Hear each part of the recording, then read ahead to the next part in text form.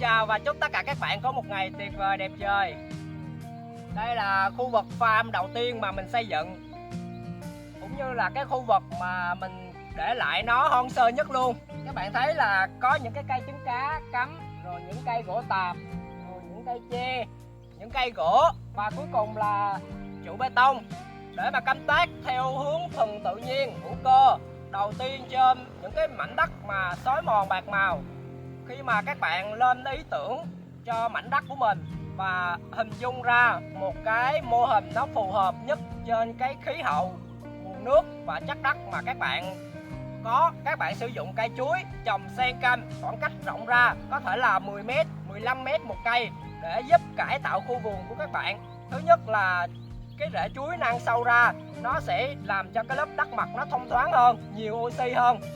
Và khi mà cây chuối nó lớn á, cái dưới bóng nó thì nó sẽ giảm nhiệt độ của môi trường, chắn gió, và những cái vi sinh vật trong đất á, nó sẽ hoạt động nhiều hơn khi mà nó ở trong một cái nhiệt độ thích hợp. Để canh tác theo hướng hữu cơ, thuần tự nhiên thì bạn phải quen với việc học tập và phát triển liên tục, cải thiện mỗi ngày. Nhất là bạn phải học cách để kiểm soát sự sinh trưởng và phát triển của cỏ. Loại cỏ nào sẽ giúp gia tăng sinh khối, giúp cho cái lớp mùng hữu cơ trên miếng đất của bạn nó càng ngày càng màu mỡ hơn. Để cho môi trường tự nhiên phát triển thì các bạn nên đa dạng loài, đa dạng cái nguồn thực vật, đa dạng loại cỏ nè, đa dạng cây trồng nè, đa dạng những cái cây lấy gỗ, lấy quả, thân leo, cây mặt đất và cây thủy sinh. Thì khi mà các bạn đa dạng nguồn thực vật như vậy thì nó sẽ như một cái quy trình. Như các bạn thấy là trên mảnh đất mình hiện tại thì ong, bướm, sâu và chim thì chúng sinh trưởng và phát triển tự nhiên luôn. Những cái cây mà như cái mướp nè, thời gian đầu nè, khi mà chúng còn nhỏ thì sâu bệnh nó phá hại rất là nhiều luôn các bạn, là nó ăn á. Nhưng mà kết hợp với việc mà mình để cỏ mọc tự nhiên thì sẽ hạn chế được cái lớp sâu bệnh. Và sau khi những cây mướp này nó phát triển lên vàng rồi thì sâu ít đụng tới chúng nữa, tại những con sâu nó thích bóng mát ở dưới và cái lớp cỏ non ở dưới hơn đó. Và khi mà các bạn để sâu như vậy thì chim sâu sẽ tập trung về, rồi chim trúc quạch, bìm biệp, những cái loại mà ăn sâu á, nó sẽ tập trung về, nó phát triển, nó làm tổ, nó sinh con, và chúng sẽ thành một cái vòng đời luân phiên lẫn nhau, tự nhiên tuần hoàn, và bạn không can thiệp quá nhiều vào cái chu trình vận động của chúng. Đó là nói về động vật nha. Còn về thực vật mà khi bạn đa canh nhiều loại rồi thì cái tầng lớp mặt của bạn á, nó sẽ màu mỡ hơn, nó sẽ càng ngày càng giàu hữu cơ hơn. Vì cái lớp sinh vật đất á, vi sinh vật trong đất nó sẽ hoạt động nhiều hơn. Những cái nhóm vi sinh vật cố định đạm, phân giải chất hữu cơ khi mà sống trong môi trường mát, nhiều cỏ nè, rồi nhiều lớp thảm thực vật, nhiều loại cây trồng thì chúng sẽ hoạt động và cái lớp đất mặt bạn sẽ càng ngày màu mỡ. Những cái thực phẩm mà bạn trồng trên đó thì nó sẽ giàu hàm lượng chất dinh dưỡng và vitamin nhiều hơn, tốt cho sức khỏe mọi người. Và cái mùi và hương vị của chúng nó sẽ đậm đà và nó có một cái nét gì đó nó riêng biệt hơn. Nông nghiệp vốn dĩ là một hoạt động thuần tự nhiên và không chịu tác động ảnh hưởng quá nhiều vào con người. Các bạn thấy trong những cái khu vực vườn rừng hoặc là vườn sinh thái hoặc là một số ngành nông nghiệp vĩnh cửu thì họ vẫn áp dụng những cái cách mà thiên nhiên hoạt động, những cái vòng tuần hoàn từ cái cây bóng mát tầng cao, thân gỗ lớn, rồi những cái cây ở tầng trung, tầng thấp, rồi kể cả lớp thảm thực vật. Tất cả mọi cây trong hệ sinh thái thì luôn luôn có một cái nhiệm vụ nhất định và không có thứ nào là vô dụng. Vì vậy khi mà tất cả chúng ta canh tác theo cái mô hình hóa học và độc canh nhiều thì những cái lớp đất càng ngày nó sẽ càng thoái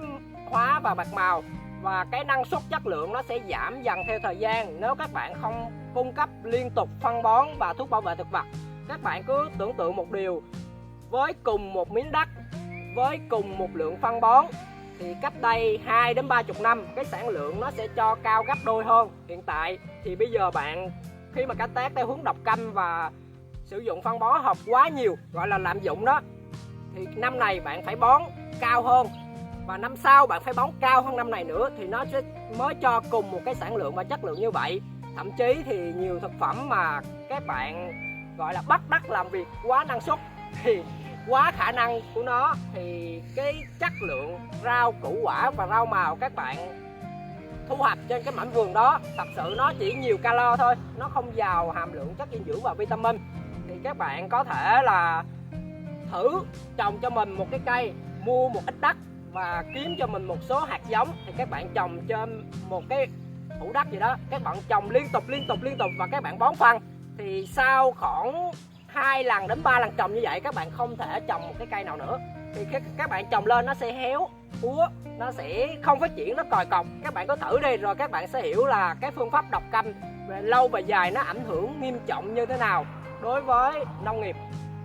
Và khi mà các bạn thấy những cái mô hình nông nghiệp hữu cơ hiện tại đang phát triển rất là nhiều, sử dụng phân vi sinh, rồi sử dụng cái lớp phủ bề mặt bằng thảm thực vật, đa dạng loại cỏ, rồi sử dụng những cái loại cây họ đậu để cố định đạm, rồi sử dụng xác bã thực vật để ủ cái lớp mặt á, để giúp cho sự sinh trưởng và phát triển của cái cây bạn trồng á, nó tốt hơn. Cuối cùng thì dù bạn canh tác theo cái hướng nông nghiệp độc canh hóa học hay là hướng hữu cơ, vườn rừng, sinh thái, vĩnh cửu, thì các bạn cũng phải lưu ý rằng là những cái thực phẩm mà bạn trồng á, thì một phần nào đó là bạn ăn, một phần nào đó bạn bán. Thì nếu mà bạn canh tác một loại thực phẩm mà bạn ăn nó không cần phải rửa qua nước muối hoặc là ngâm muối quá nhiều, thì các bạn chỉ cần rửa qua nước sạch sơ sơ các bạn ăn, thì các bạn phục vụ người tiêu dùng y chang vậy, thì chắc chắn á, bạn trồng loại đó bạn sẽ thành công. Canh tác một loại thực phẩm mà chính bản thân bạn không dám ăn thường xuyên mỗi ngày loại thực phẩm đó, thì khi mà bạn cung cấp ra thị trường, bạn có tưởng tượng một điều, những cái thực phẩm mà bạn ăn ở ngoài nó cũng y chang như vậy, lạm dụng thuốc bảo vệ thực vật và thuốc kích thích sinh trưởng quá nhiều, thì những cái thực phẩm mà bạn ăn á, sau này nó sẽ ảnh hưởng một phần nào đó đến sức khỏe của bạn và những người mà bạn bán cái sản phẩm đi. Vì vậy mà mình đề xuất cho tất cả các bạn là khi mà bạn khởi nghiệp về nông nghiệp đó, thì bạn nên chọn cho mình một cái mô hình phù hợp, nhưng mà phải đi theo hướng hữu cơ và hạn chế việc mà sử dụng thuốc bảo vệ thực vật, thuốc cỏ, rồi phân bón học. Mình dùng từ là hạn chế thôi nha, đừng lạm dụng quá. Thì các bạn bổ sung hữu cơ và đa canh nhiều, thì cái sản lượng xét về một loại thì nó sẽ thấp hơn các bạn trồng độc canh, nhưng mà xét về tổng thể nhiều loại gộp lại á, thì nó sẽ nhiều hơn. Ví dụ như trên mảnh vườn của mình thì có mướp, chuối, đu đủ mình đang trồng, dưa căm mình đang trồng, cà chua mình đang trồng, chuối tây Thái Lan, chuối hột. Thì như các bạn thấy là mướp đã cho thu hoạch, dưa leo cho thu hoạch, rồi ở dưới mương mình còn nuôi ốc bươu đen nữa. Con ốc bươu đen đó, nó là một cái con á mà khi mà các bạn cho một ít thuốc thôi nó chết hết, chết toàn hàng loạt.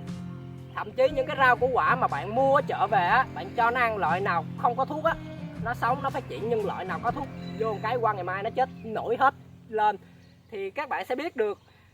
vì lúc trước á mình có canh tác và lấy thực phẩm ở ngoài chợ về cho ốc mình ăn rồi, chết một loạt luôn, thất bại. Nên mình hiểu được á là những cái loại mà mình trồng á, nếu mà cho ốc ăn được thì cho mình ăn được, sức khỏe rất là tốt. Vì hiện tại ốc bươu đen của mình nó phát triển rất là nhiều, và những cái loại mà mình trồng trực tiếp trên cái mảnh vườn của mình cho ốc ăn luôn, các bạn thấy. Bởi vậy thì tốt cho sức khỏe của mình, tốt cho sức khỏe của người sử dụng.